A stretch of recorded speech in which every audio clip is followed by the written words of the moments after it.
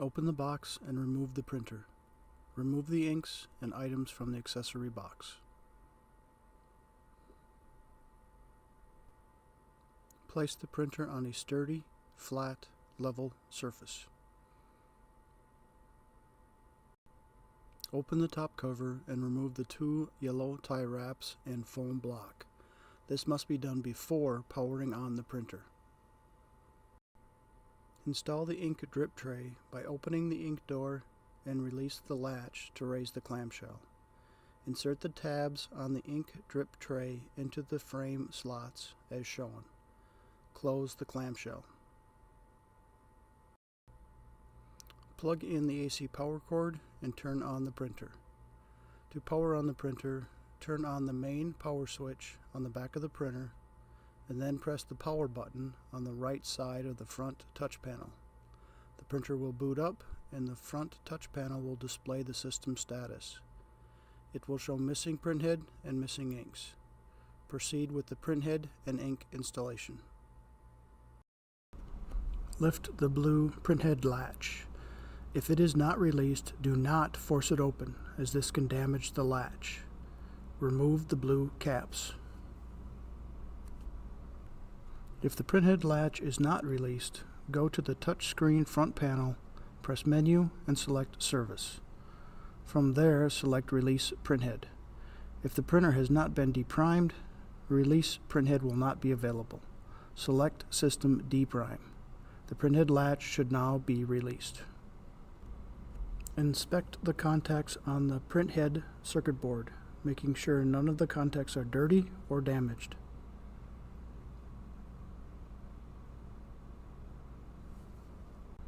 If installing a new printhead, follow the instructions in the manual, removing the printhead from its packaging and removing the protective tape.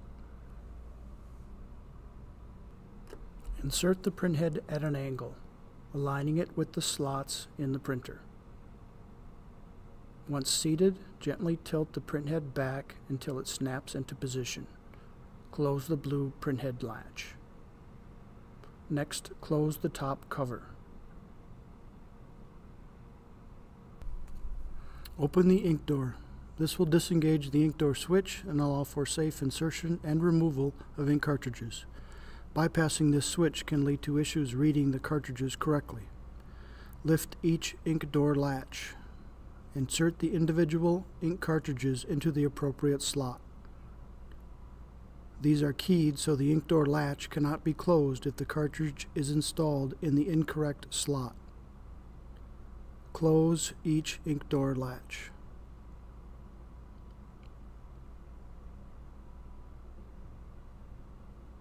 Once the ink cartridges are installed, close the ink door.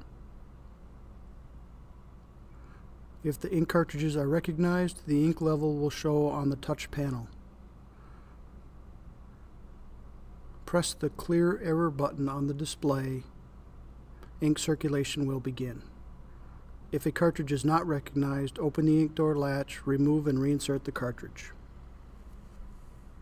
If a cartridge is not recognized, open the ink door latch and remove that cartridge. Check the ink level prism and QA chip for any debris or ink and clean if necessary. Make sure the correct printer ink cartridge is used. The label on the ink cartridge will state which printer it is for. L901 standard inks will not work in the L901 Plus printer, and vice versa. Unwinder setup. If you're using the L901 on a system that has a built-in unwinder, you can skip this section of the video. First, unpack the unwinder from its box. In the box you will find an alignment plate. There will be holes marked for the different machines the plate supports. These holes correspond with the feet on the printer. Slide the plate under the L901, lifting up the printer slightly, and align the feet with the 901 holes on the plate. Next, remove the unwinder mandrel and install the outer disc guide plate to the end of the mandrel. The disc guide plate slides over the mandrel and is secured by 4 screws. After installing the guide plate, set the mandrel back on the unwinder and place the unwinder up against the alignment plate. 2 screws are used to secure the unwinder to the alignment plate. Install them, but don't tighten them, as you will need to align the unwinder with the printer. To install media, remove the mandrel from the unwinder. Loosen the knob on the end of the mandrel and remove the end cap if in place. Load the roll of media onto the mandrel. The material should unwind with the face stock out. Install the end cap and tighten the knob.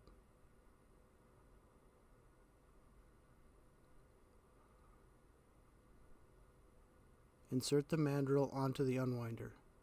Make sure that each side is fully seated as shown in the inserts. If the end will not fully seat, rotate until it seats properly. With the unwinder turned off, raise the input forwarding wheel assembly.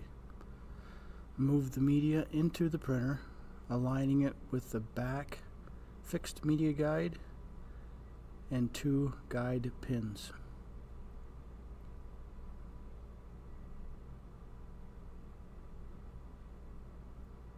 Move the adjustable guide up against the other side of the media. Lower the forwarding wheel assembly until it locks into place and power on the unwinder. Once you've loaded the media, adjust the unwinder position so that the media is moving straight into the printer. Then tighten the position screws. Rewinder setup. If you're using the L901 with an inline process such as a digital press, you can skip this section of the video. First, unpack the rewinder. In the box you will find an alignment plate. There will be holes marked for the different printers the plate supports. These holes correspond with the feet on the printer. Slide the plate under the L901, lifting the printer slightly, and align the feet with the 901 holes in the plate. Next, remove the rewinder mandrel and install the outer disc guide plate to the end of the mandrel.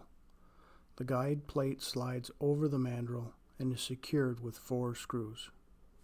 After installing the guide plate on the mandrel, seat it on the rewinder. Place the rewinder up against the alignment plate. 2 screws are used to secure the rewinder to the alignment plate. Install them, but don't tighten them, as you will need to align the rewinder to the printer. With the media in the printer, go to the front touch panel, select Menu, Paper Path, and then Load.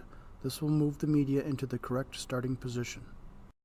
With the media loaded, a print job can now be sent to the printer, and when there's enough material out of the printer, the print job can be paused and the material loaded onto the rewinder.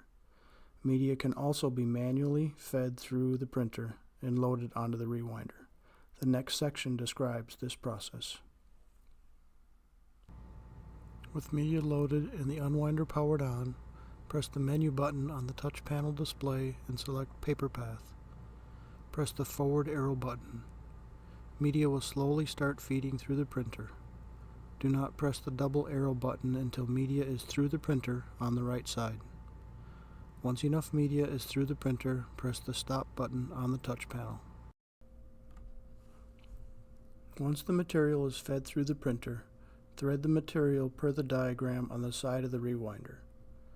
Under the first roller, over the second roller, under the dancer bar, over the fixed bar, under the adjustable bar, and then onto the empty core.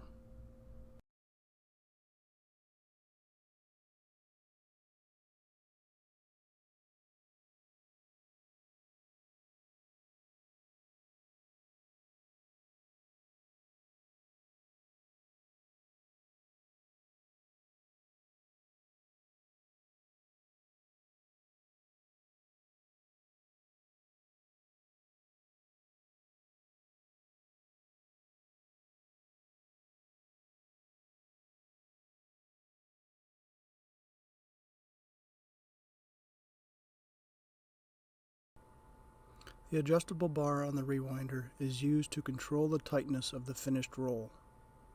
For wider media, lower the bar. For narrow media, set the bar to a higher position. Leaving the bar lower with narrow media can cause the media to slip in the printer when the print job is paused or during mid-job service.